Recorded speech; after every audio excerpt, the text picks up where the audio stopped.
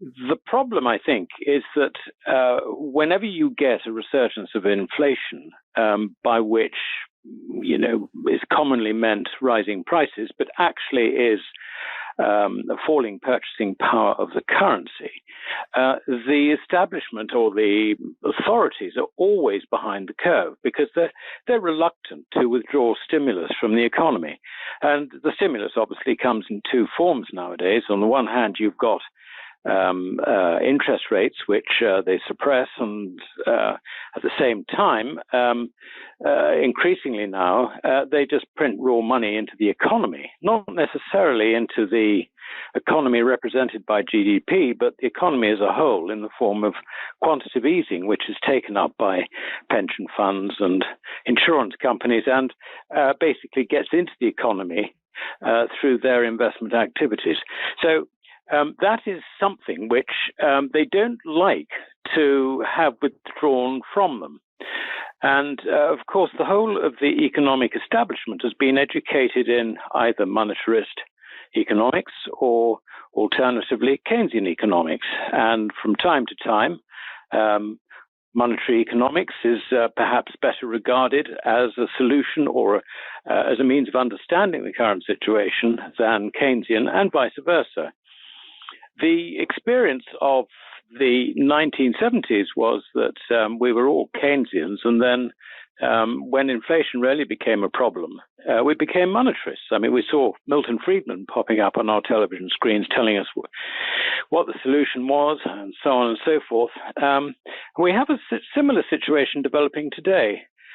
Certainly in this country, some well-known and long-established monetarists are now calling for interest rates not to be raised, for monetary policy not to be tightened, because it is already slowing down.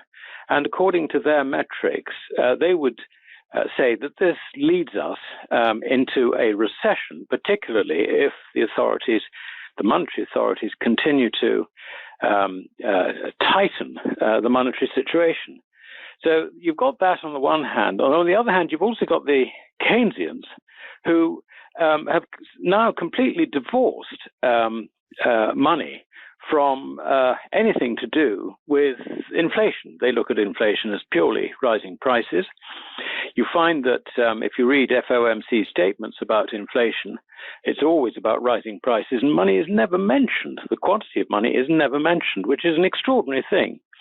I mean, there is no doubt about it that money is the factor, or one of the two principal factors behind changes in the purchasing power of the currency. But the other, which everybody ignores, and they ignore it because you cannot capture it statistically, is human behavior. Now, if we look back towards, in past episodes of high inflation, you find always that you get resources, wealth, if you like, being taken through the inflationary process out of the producing side of the economy and being squandered on the government side of the economy, which actually is completely non-productive and, if anything, is just destructive of capital. We had that in the 70s, and in the 70s they called it stagflation. In fact, there really is no such thing as stagflation, but Keynesian economists at the time found it impossible to reconcile a stagnating economy with inflation, and so they called it stagflation and sort of rather left it at that. But the fact of the matter is that the transfer of wealth from the productive economy to the government creates, if you like, not so much a recession in the GDP sense, but a true slowing down, if you like, and removal of economic progress from the part of the economy that really matters, which is the productive side. And the socialization of people's wealth is precisely what happened in communist Russia, communist China, and we know what happened there. As far as Western social democracies are concerned, it is merely a slower process towards the same destructive end, because it is not so extreme, it is not so all-encompassing, it is not so sudden. But nevertheless, you can certainly see the loss of freedoms that are going with this, and that's the direction in which we're going. So coming back to the inflation story, the idea that inflation can be, is no longer the problem and it's going to be a recession is actually complete bunkum. The problem basically is the falling purchasing power of the currencies. That is continuing, and it will accelerate further. And the way in which it will be accelerated is that the human individuals make the choices in terms of valuing currency. They're not interested in transactions that have already occurred, which is what the macro analytic statistical side says. They're far more interested in what they've got in terms of liquidity, in other words, cash and credit that is available to them, and the prices of the things that they are buying at the moment and will buy in the future. Now, if they think that the purchasing power of their liquidity is going down, then they will reduce their liquidity. But the problem is that the liquidity is not destroyed. It still exists. It just transfers from one person to another. So if you get people en masse trying to reduce their overall level of liquidity, then you will find that the purchasing power of the currency goes down substantially, irrespective of its quantity. And that's the key thing to understand. That's interesting because it's not, as you point out, it's not simply, the purchasing power is not simply a matter of the dilution mathematically of the currency supply through over creation of currency, but it's actually the willingness of people to accept it and hold on to it and treat it as a unit of transaction versus try to dump it. We just from my novice perspective as a bullion dealer, the tenor of the callers who are calling as new clients saying, I just sold a property, I just received an inheritance, I just got retired from my old employer and I have an opportunity to roll over this funds or whatever. They just don't want to keep large funds in the bank anymore, and in dollars specifically. And so they're trying to get them out of dollars and into something tangible, into something real. That phenomenon is part of that awakening that you're talking about, I think, of the populace, when the populace wants to have nothing more to do with the currency, which they see as a way to lose, if they hold on to it, something that's going to lose them for future purchasing power. Can you expand on that briefly before we move on to specific viewers' questions? Yeah, that's right. I would also add to it that I'm sure that a lot of the people who you're getting calls from are worried about the values of assets as opposed to money, as opposed to the currency, as opposed to the value of the deposits in the bank and whether they're indeed safe. Because there is no doubt about it that with rising interest rates, you're going to get collapsing financial asset values. And we're already seeing that, certainly. I mean, anyone who's got a portfolio of bonds and equities is sitting there wondering what the hell to do with it. That, I'm afraid, is where they are. And if they sell it, what do they do? Do they just sit and cash in the bank? That doesn't seem to be an appealing alternative. I would actually say that the job of a central bank is to ensure that no commercial bank of any significance goes under. The mistake with Lehman was to ignore that fact. So I would say that, part of the future that I see for us is that the banking system is in a state of collapse, but the central banks will rescue them. They must rescue them. They must move hell and high water in order to do so. That being so, then actually what we see is a debasement of the currency, because how do they do it? They have to make extra currency available to the banking system so that the banks can continue to survive. So, I think the key point at the moment, from my point of view, is that it is the asset values which are collapsing against a background of rising interest rates. That is the thing I think people need to understand.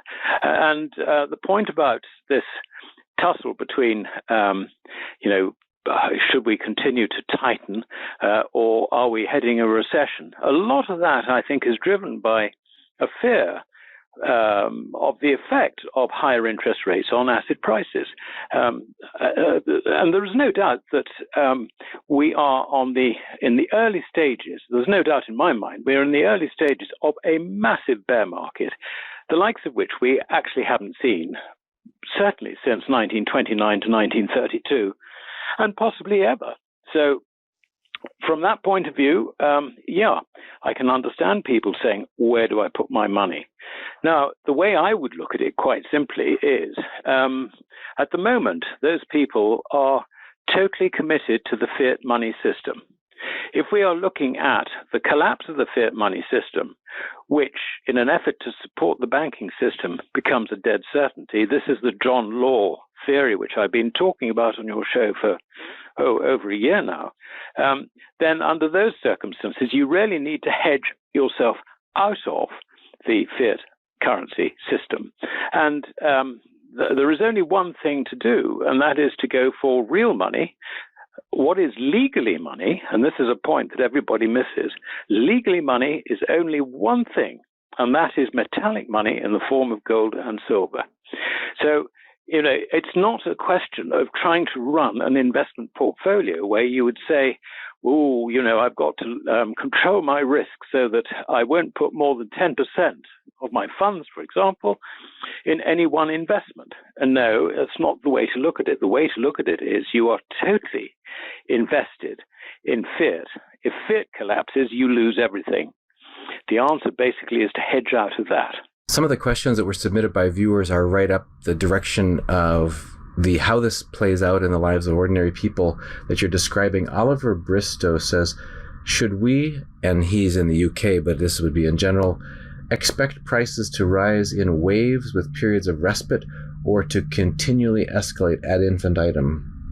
Well, in the initial stages, because people don't actually understand what's going on, I think you're bound to get what Oliver describes as waves. You're going to get, sort of falls and rallies in markets. You're going to see falls and rises in commodity prices. I would expect the price of oil initially to double, but in getting there, it's not necessarily going to do it in a straight line. But I think as things go on, as people begin to understand that this is the collapse of the fiat currency system, then I think you'll find that it becomes a lot more sudden and nasty. And it can be overnight. I don't know. You have got instant financial communication. So this is something that could happen suddenly very, very quickly. As a parallel, I do remember there was a moment in the Lehman crisis where I thought, and I think everyone else thought, how are they going to get out of this one? We were really staring into the abyss. And when you're staring into the abyss, you need a miracle. And that's it. And if the miracle doesn't arrive, then you are in the abyss. And so things can happen very, very quickly. I'm not saying they necessarily will, because I honestly don't know how it'll plan out. That's something that we will know at the time. But all I can say is that, while people don't understand what's going on and while the situation continues, then you are bound to get movement in both directions. But I think that the collapse in financial assets and the whole of the financial system is very much what we have in prospect. I'll give you an example. It was revealed, I think Reuters had a comment that the losses on the Fed's balance sheet were something like $380 billion, something like that, whereas the Fed's capital is something like $35 billion. I don't know that I've got those figures exactly right, but it is quite clear that from the losses of the bond portfolio on the Fed's balance sheet as a result of QE, and remember, in the past, central banks didn't do QE, so this is a new thing that we're seeing. Basically, it's wiped out the Fed's capital. What's the Fed going to do about it? I know how the Fed can recapitalize, but as we go through the process, this is hardly likely to engender an awful lot of confidence in the Fed. Now, if you think the Fed's got a problem, which has now been effectively admitted in public, then for goodness sake, just have a look at what's going on with the ECB. The ECB is in exactly the same situation. I would say that one of the differences is that the ECB is invested in longer-term debt on average than the Fed. I would also say that a lot of the debt the ECB is invested in is more volatile than US Treasuries. For example, Italian 10-year bonds, Italian 20-year bonds, Spanish bonds, and so on and so forth. And worse than that, all the ECB's shareholders, to wit, the national central banks in the euro system, they also have the same problem. They have negative equity. So the whole of the euro system at some stage is going to have to be recapitalized. And then we turn to our friends in Japan. It's exactly the same problem there.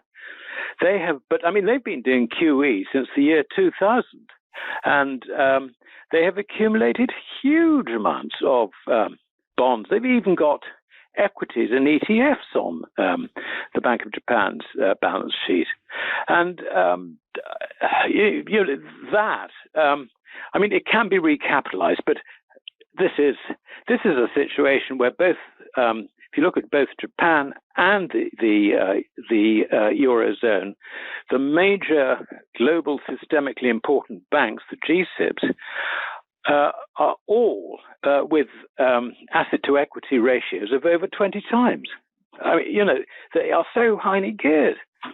So we have a situation where you can see not only the collapse of the central banks and the need for them to be recapitalized, and this being particularly difficult in the case of the eurozone or the euro system, but at the same time, the underlying banking systems are likely to need rescuing.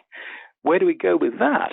And this is why I've maintained for a long time that the way this is evolving is the equivalent of the John Law situation, where basically John Law printed money because he was controller of the currency, as well as running the prototype central bank, the Banque Royale, and he was financing both the Banque Royale and also his Mississippi Ventures, which was a monopoly on France's imports and exports.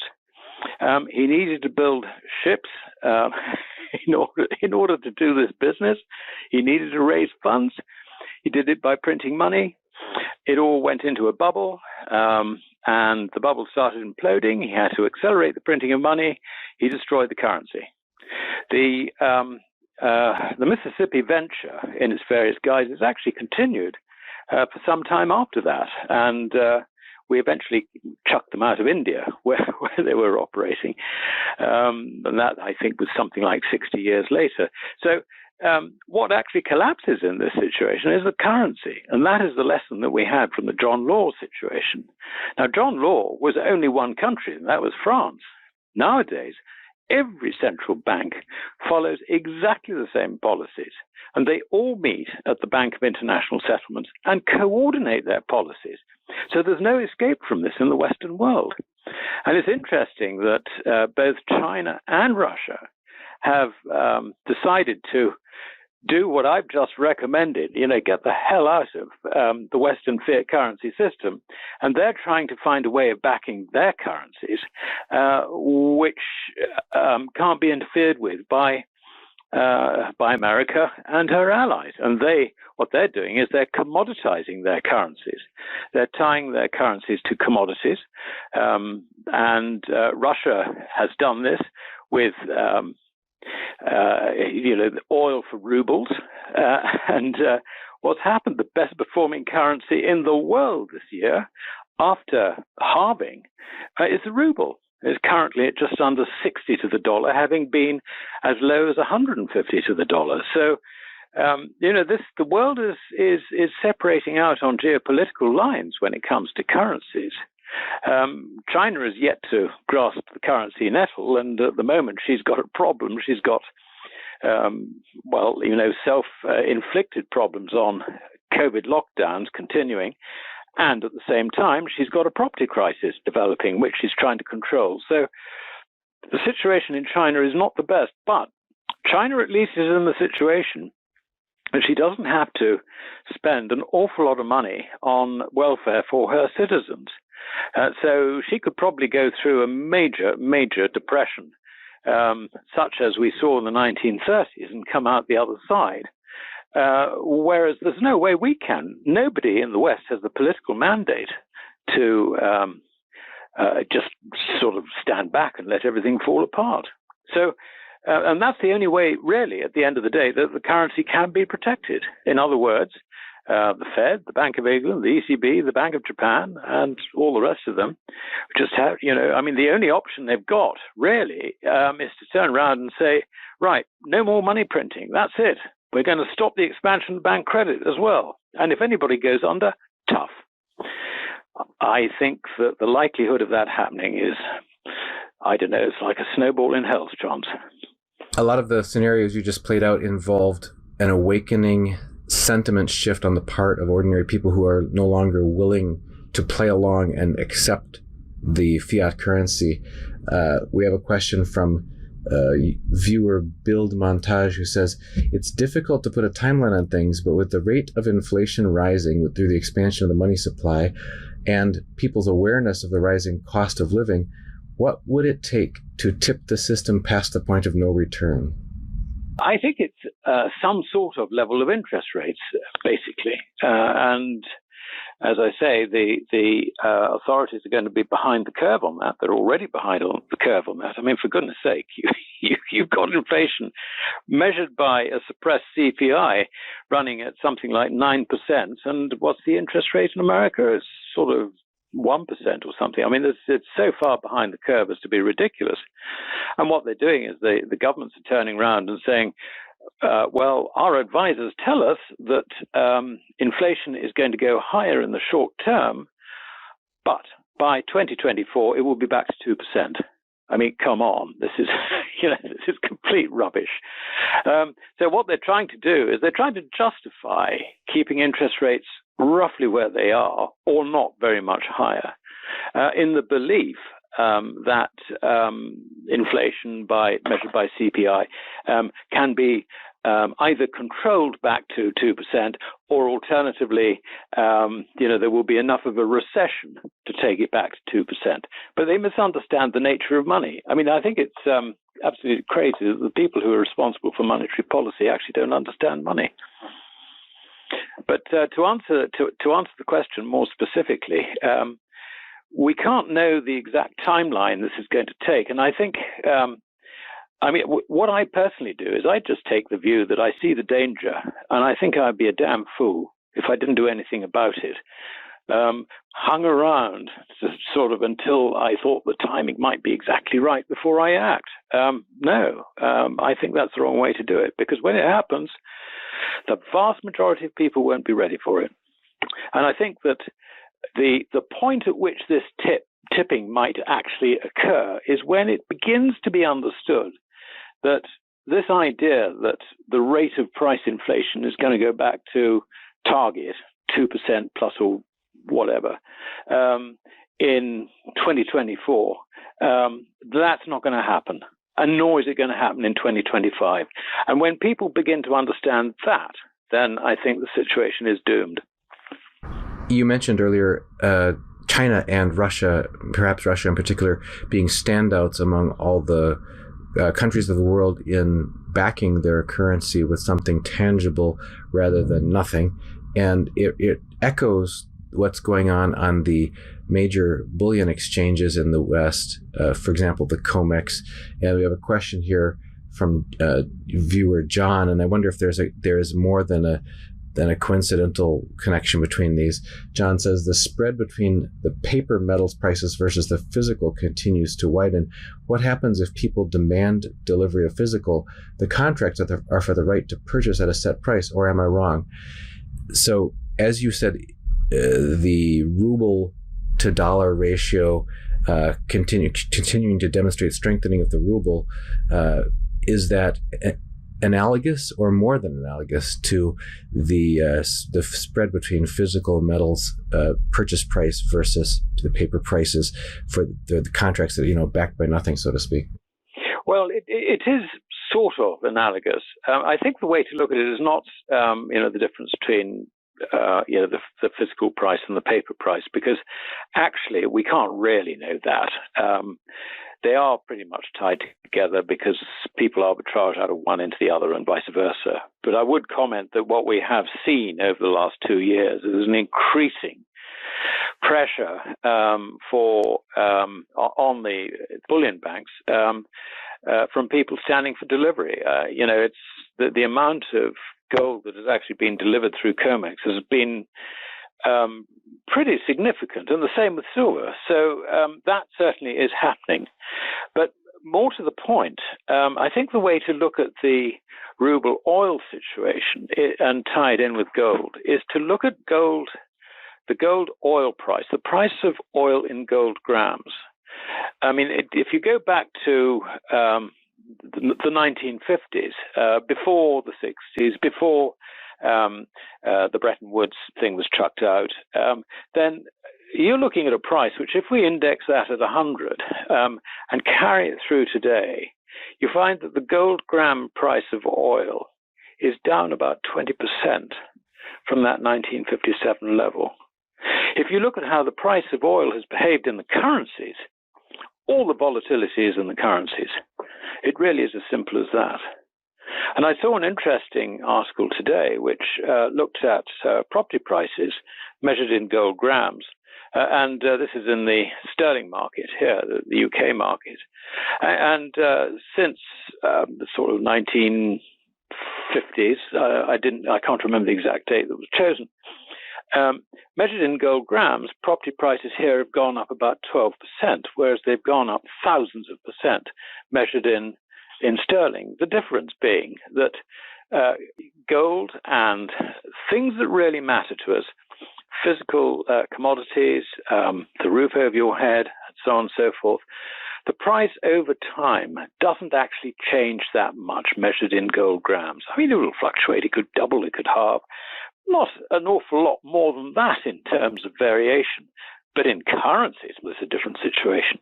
And I think that it's the realization that this is the case which is behind current Russian policy about trying to find a new way of divorcing the ruble from a Western central banking system, which, as far as the Russians are concerned, they can see is in a state of collapse. The Chinese can see it as well, but they are less certain how to respond to this. I've always maintained that the nuclear option financially is for Russia and China to turn around and say, right, we're going to put our currencies on a gold standard, a proper gold coin exchange standard, something that will really stick, and declare their true reserves. If they did that, then I think that that would be a nuclear effect, a financial nuclear effect on Western currencies, where some currencies have a degree of gold backing, but the central banks certainly don't offer a coin exchange standard.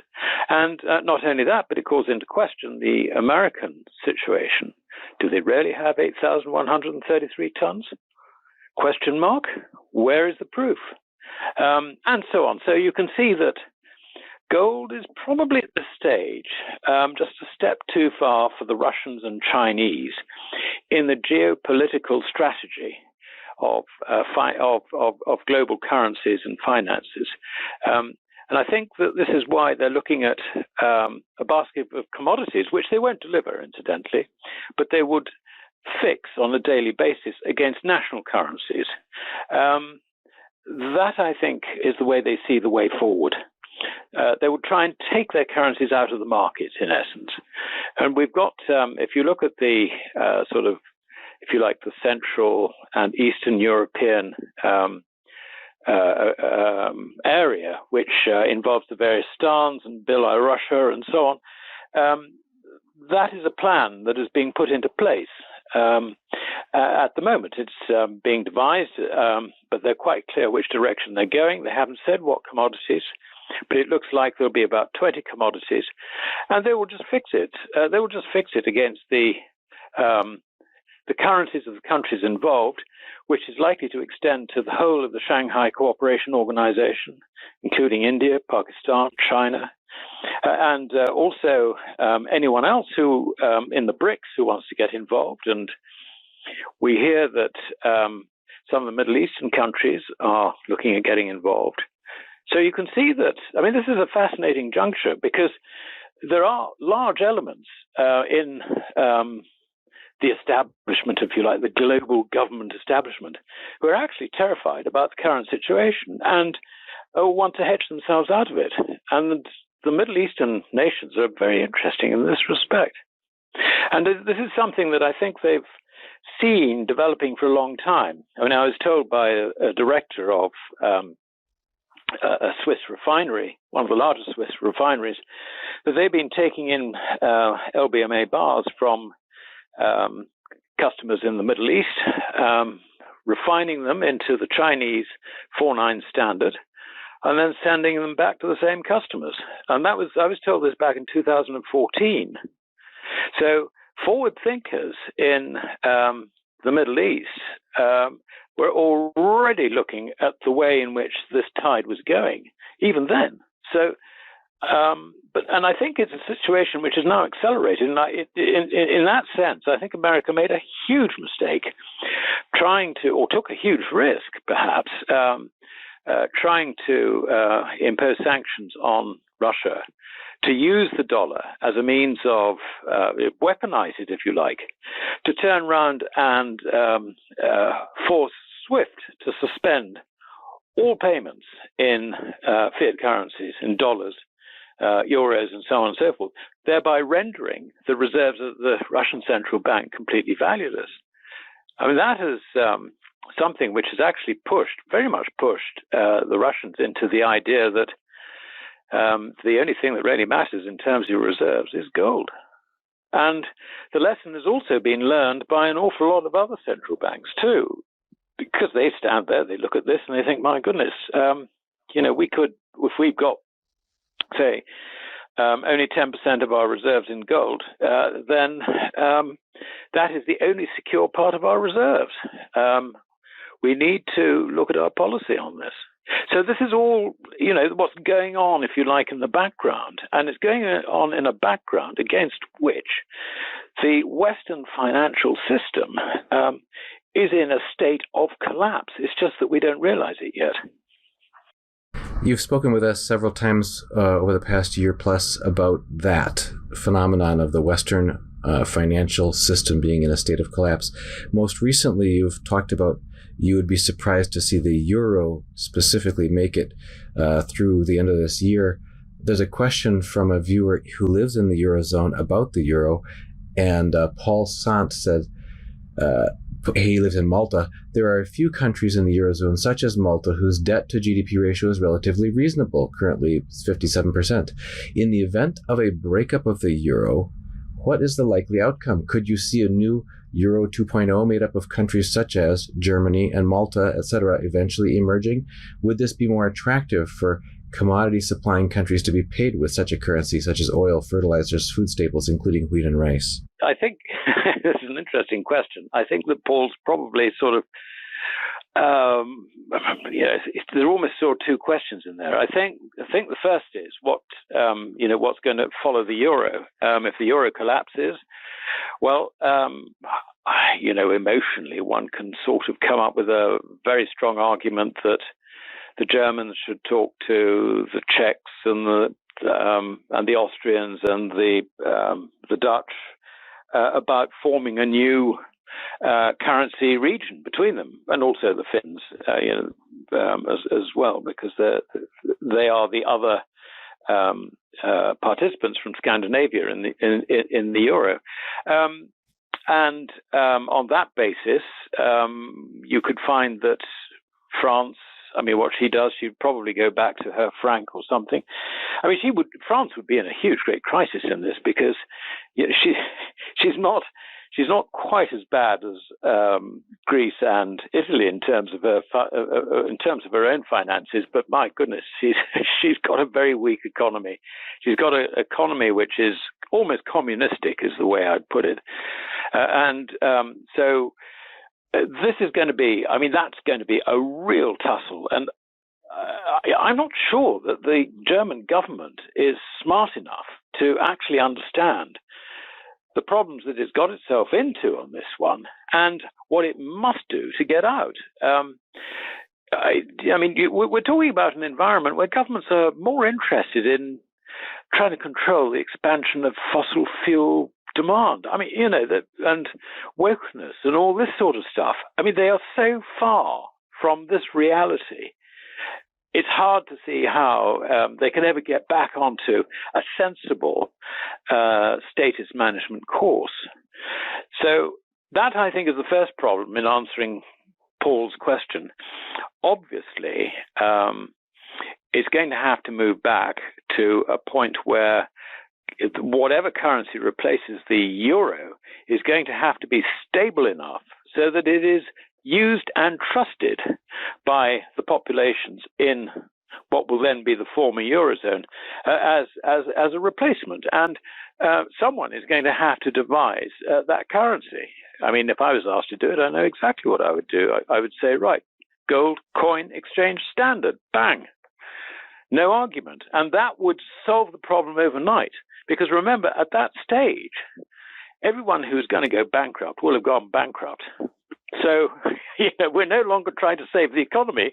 We're just trying to reintroduce a means of exchange whereby, people can make things to sell and buy the things they need. And that will be the priority. Nothing else will matter at that stage. So you can introduce a new coin standard. Now, having said that, of course, if this collapse is slow, you will find that the pressures for a new central bank digital currency will mount and mount and mount. And I'm sure that central bankers will be distracted by the vision of control over events that might give them. But that would be very much a false god, a false objective, and will certainly not work because people will reject it.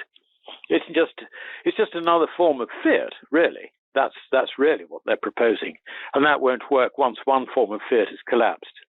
The other, a new form of fiat just won't last at all. And we found this with France, revolutionary France. They had the assignat, which they issued to begin with in small quantities, but they needed more and more finance, so they issued more and more assignats. The purchasing power of the assignat collapsed. They then replaced that with the mandat territoriaux, and that lasted no more than about 4 months. That was it. So this is a situation where the quicker these guys get onto understanding the importance of a gold standard, then the quicker we can get on with our lives. Those of us that survive, of course. Yeah, it sounds like there's a major reality disconnect. It just seems so emblematic, this whole thing about Keynesian modern monetary theory, fiat currencies, all that sort of thing, being kind of off in a world of theory versus reality. And then you've got the Russians and perhaps the Chinese on the other end who are seem to be deeply rooted in physical things like gold or oil or manufactured goods, things that are tangible, food, fertilizer, etc.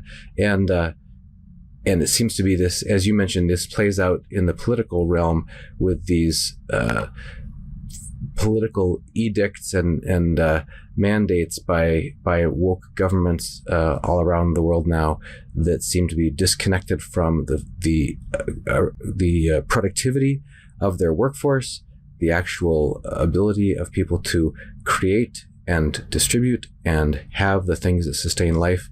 It seems to be a grand disconnect between reality and theory playing out in a big scale that's bound to affect a lot of us going forward here. We remain concerned to keep tabs on that and want to have you in our corner as we do. Is there a way that you could describe to people the best way for them to follow your continuous writings and publications? Yeah, sure. I write weekly for Gold Money, and my articles are published on Thursday, sort of, I suppose, late morning, early afternoon Eastern Standard Time because it's done by our office in Toronto. And I write a market report on precious metals, which is published same time of day, but on the Friday. So if you go to Gold Money, it's Gold Money Research Insights and Gold Money Research, I can't remember what they call it, market report or something. And there you will find everything that I write. So, and what Gold Money do is we do something slightly different from what you do. People who have large quantities of gold and silver that need storing, in the security of a fully insured vault, that is basically what we provide, and it's outside the banking system completely, just like physical ownership of coins and small bars. Well, we're always grateful for your presence here with us on Liberty and Finance. Alasdair, you bring a perspective not only from the UK and the broader European theater, but also from a banking background. We appreciate that, and it really helps to give us a more complete understanding of this complex and often confusing environment that we find ourselves in, and always grateful for your presence here on Liberty and Finance. That's very much my pleasure, DK.